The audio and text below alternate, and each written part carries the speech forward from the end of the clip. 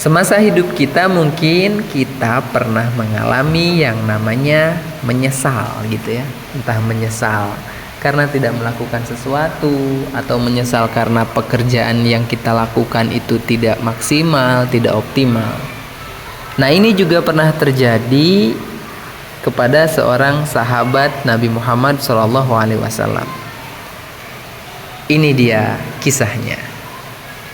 Jadi dikisahkan ada salah satu sahabat Nabi yang menyesal saat sakaratul maut. Nama sahabat itu adalah Sya'ban. Nah, Sya'ban ini memang sahabat yang tidak menonjol seperti para sahabat yang lainnya.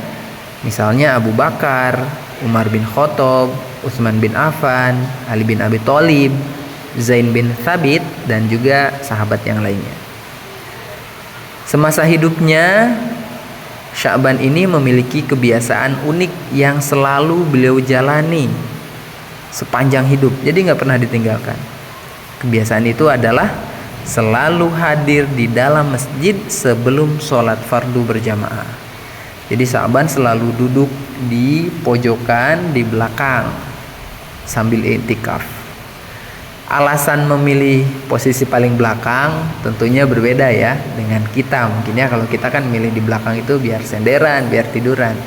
Kalau sahabat Sya'ban ini memilih di belakang itu karena takutnya dia beriktikaf ataupun duduk itu mengganggu sahabat lain yang ingin melaksanakan ibadah di masjid gitu. Nah, suatu ketika Sya'ban ini tidak ada nih di posisi tempat duduknya ataupun tempat dia biasa beriktikaf. Nah, Rasulullah yang udah mau melaksanakan sholat subuh ini bertanya kepada jamaah, di mana Sya'ban berada? Kok nggak biasanya? Dan tidak ada seorang pun yang melihat Sya'ban, sehingga sholat subuh itu jamaah sholat subuh itu ditunda dulu gitu ya beberapa saat. Setelah beberapa waktu tidak ada tanda-tanda kehadiran Sya'ban, Rasulullah pun segera melaksanakan sholat subuh karena takutnya terlalu siang gitu ya melaksanakan sholat subuhnya. Setelah selesai rangkaian sholat subuh berjamaah, akhirnya Rasulullah bertanya kepada para sahabat yang hadir dalam jamaah sholat subuh itu, ada yang tahu nggak di mana rumahnya Sya'ban? Salah seorang sahabat mengetahuinya di mana persis letak rumah sahabat Sya'ban ini. Nah, karena Rasulullah khawatir terjadi sesuatu terhadap Sya'ban, Rasulullah meminta agar diantarkan ke tempat kediaman Sya'ban. Dengan segera rombongan Rasulullah bersama para sahabat pergi untuk datang ke rumahnya Sya'ban. Perjalanan ini ditempuh itu panjang, jadi jaraknya itu kurang lebih dari masjid menuju rumahnya Sya'ban ini. Jadi waktunya itu antara sholat subuh sampai dengan sholat duha itu udah baik dilaksanakan gitu ya, udah afdolnya untuk melaksanakan sholat duha. Nah, sesampainya di depan rumah, Rasulullah kemudian mengucapkan salam sambil mengetuk pintu. Kemudian keluarlah seorang wanita sambil membalas salam serta membukakan pintu. Rasulullah SAW bertanya, benarkah ini rumahnya Sya'ban? Wanita itu pun menjawab, iya, saya istrinya. Rasulullah kembali bertanya, bisakah kami bertemu dengan Sya'ban? Tadi pagi beliau tidak hadir waktu jamaah sholat subuh bersama kami. Wanita itu menjawab sambil menitikkan air mata di pipinya, mohon maaf ya Rasulullah, beliau sudah meninggal pagi tadi, tepat sebelum azan subuh. Innalillahi wa inna ilaihi raji'un. Beberapa saat kemudian, wanita itu bertanya kepada Rasulullah, ya Rasulullah, ada sesuatu yang ingin saya tanyakan kepada engkau. Rasulullah pun menjawab, silakan, apa yang hendak kamu tanyakan? Kemudian wanita itu berkata, tadi sebelum Sya'ban meninggal, ia berteriak 3 kali dengan kalimat yang berbeda. Rasulullah pun kembali bertanya, apa saja kalimat yang diucapkannya? Di setiap teriakan itu, pertama berkata, aduh, mengapa tidak lebih jauh? Yang kedua, aduh, mengapa tidak yang baru? Yang ketiga, aduh, mengapa tidak semuanya? Nah, ini adalah 3 penyesalan Sya'ban.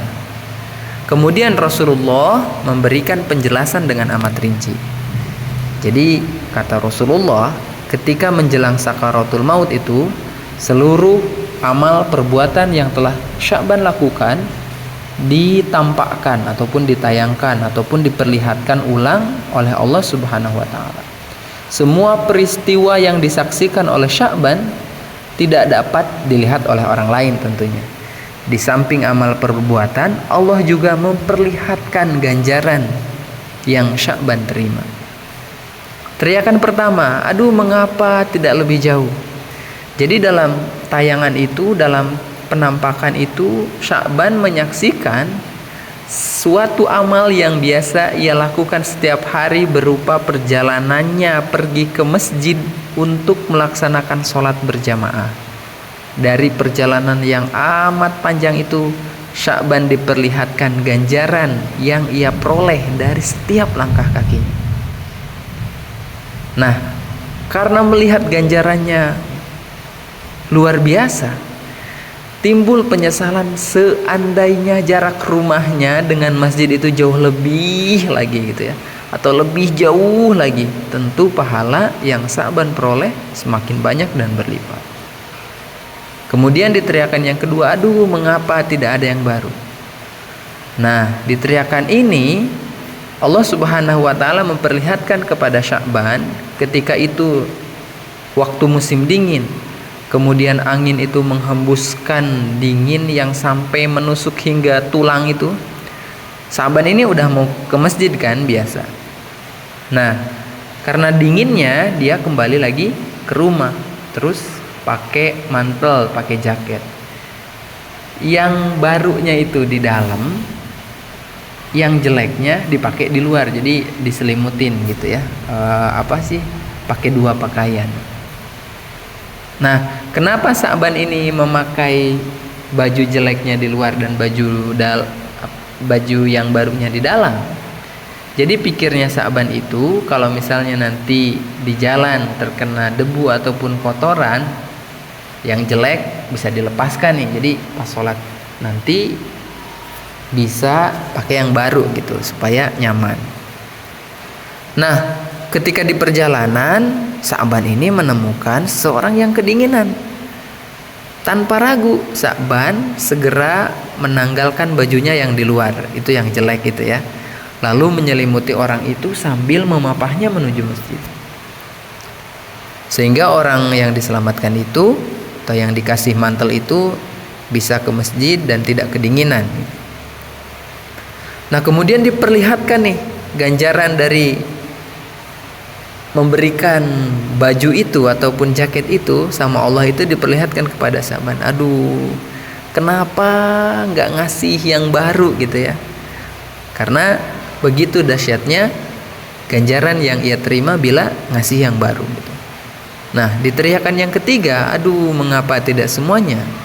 Jadi pernah suatu pagi itu Sya'ban mau sarapan sama roti dan segelas susu gitu. Roti itu sebelum dimakan atau dikonsumsi sama Sya'ban ini dicelupin dulu ke susu hangat, kemudian disantap. Nah, sebelum memulai sarapan, tiba-tiba datang seorang pengemis di depan rumah pintunya Sya'ban sambil meminta makanan itu. Si pengemis ini ngaku belum makan selama 3 hari. Nah, kemudian Sya'ban memotong rotinya dibagi 2, kemudian susu hangatnya juga dibagi 2 gitu.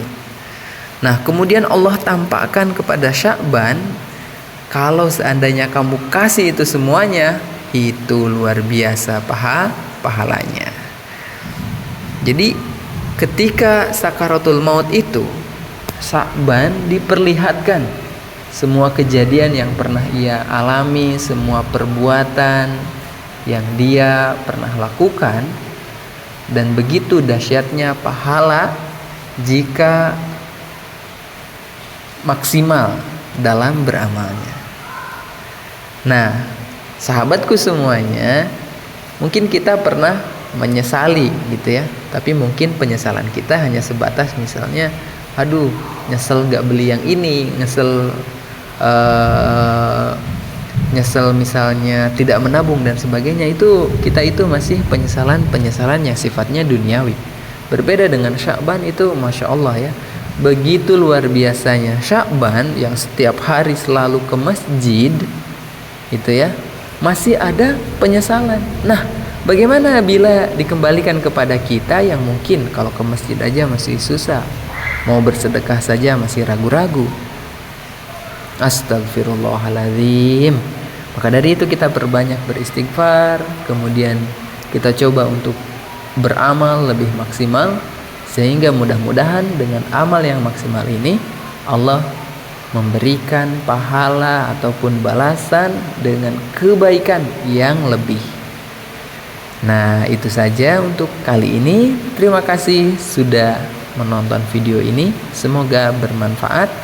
Wal akhir, sampai jumpa kembali. Assalamualaikum warahmatullahi wabarakatuh.